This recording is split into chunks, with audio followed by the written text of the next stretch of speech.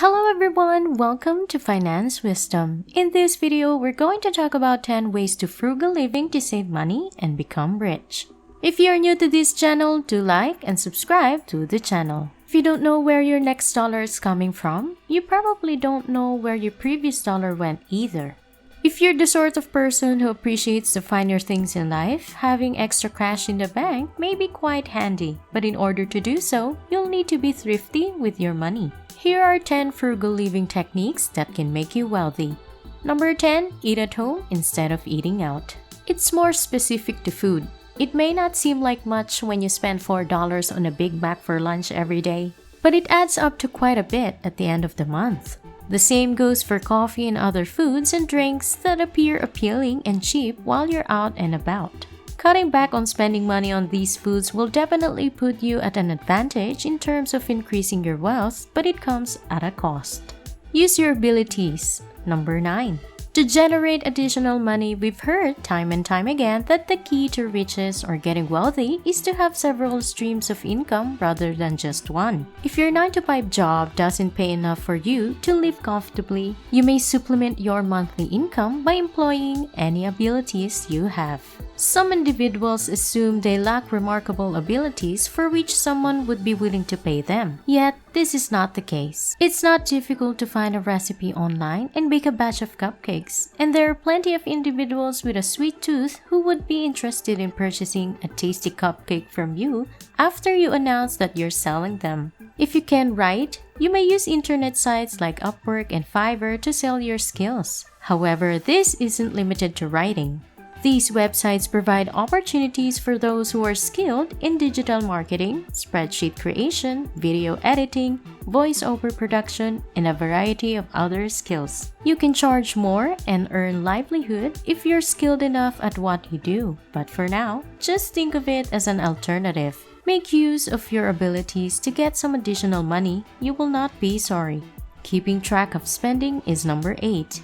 It's often difficult to keep track of everything that requires money. When individuals look into their bank accounts, they often wonder where part of their money goes. That is why it is critical to keep track of your costs. You may use a spreadsheet or a Word document to achieve this, whatever is most convenient for you. Examining what you spend your money on in detail may give you a clear picture of what you might need to trim from your budget or perhaps give you a heads up if anything suspicious is going on with your money.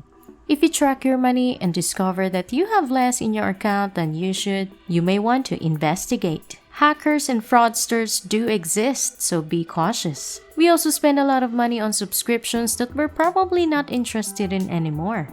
If you keep track of your spending and see that you're paying for a program that you're no longer interested in, you may cancel a subscription and save the money.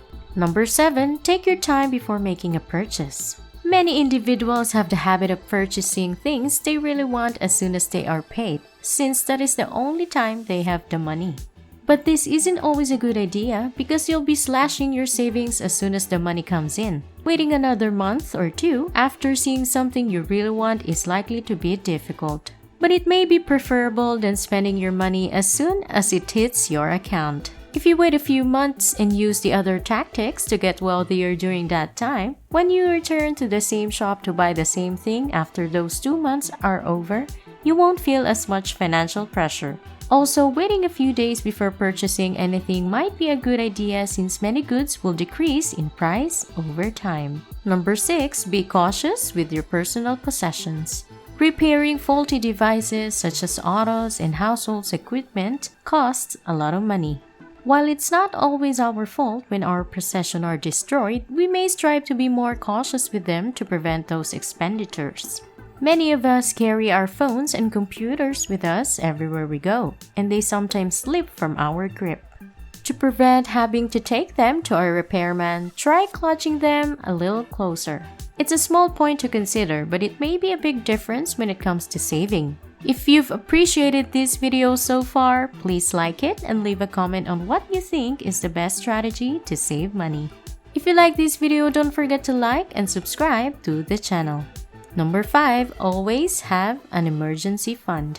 If you need a large sum of money urgently, having emergency savings can relieve the strain on your regular savings. While your general savings can be used for daily expenses and possibly luxurious purchases when you get to that point, your emergency savings will only be used when you absolutely need to spend a lot on something. This extra cash can also keep you from going into debt if you need to take out a loan to pay for something urgent. In real life, you might not see the point of having a large sum of untouched cash in a separate account when you could be using it to pay bills and other expenses.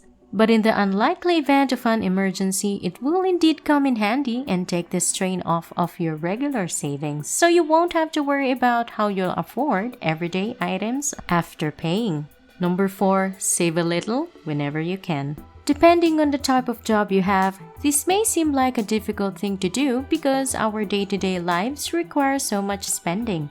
From groceries to transportation, there always seems to be something to pay for. While this is true to an extent, it doesn't mean that we can't try to save whatever we can. Simply saving $1 a day can do wonders in the long run if we're consistent, even if it feels like our money is required everywhere we turn.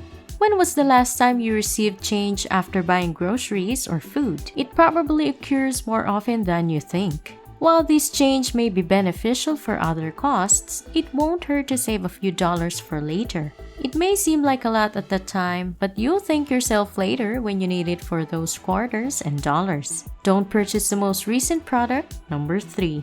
Advertisers and the media tend to convince us that we need to have the newest gadgets as soon as they're released. However, while it may seem like you're falling behind if you don't buy the newest iPhone, AirPods, or other device, you may thank yourself in the long run for not spending money on such items, especially if the ones you already own are perfectly functional. Number 2, sell anything you no longer require.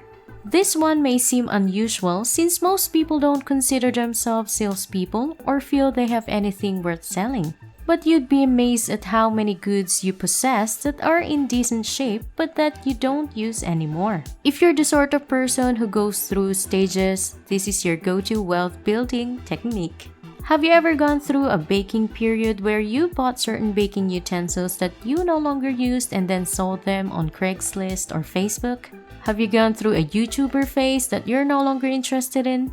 Sell your microphone and camera as well? If you have an old smartphone that you're not using, do the same thing. It doesn't have to be anything big. As long as it's in reasonable condition, someone will be willing to buy it. You just have to use the right words when selling. The number of people lining up to buy your stuff may surprise you. There are more people looking for things that you don't need than you think. And at number 1, do not spend if you do not have to. As previously mentioned, it often seems as if we have expenses lined up at every turn as we move through life. While this is somewhat true, it's probably not as true as you think because there are some things that we spend our money on that we don't actually need. And if we make the conscious decision to forego certain things for a few months or even a year, the amount of money that will be accumulated in our bank accounts would be well worth it. Yes, it's nice to treat yourself with an occasional outing and by buying certain snacks to munch on when you're hungry. But if you cut out these expenses for a period of time, you'd actually be saving quite a bit money. It may sound like too much to handle now, but now that it won't last forever. Try going a few months without extra small expenses, such as a movie or buying an outfit you saw in a store window. Thank you for watching. I hope you have learned something from this video. If you like this video, do give us a like, subscribe to the channel, and comment down below. Thank you and goodbye.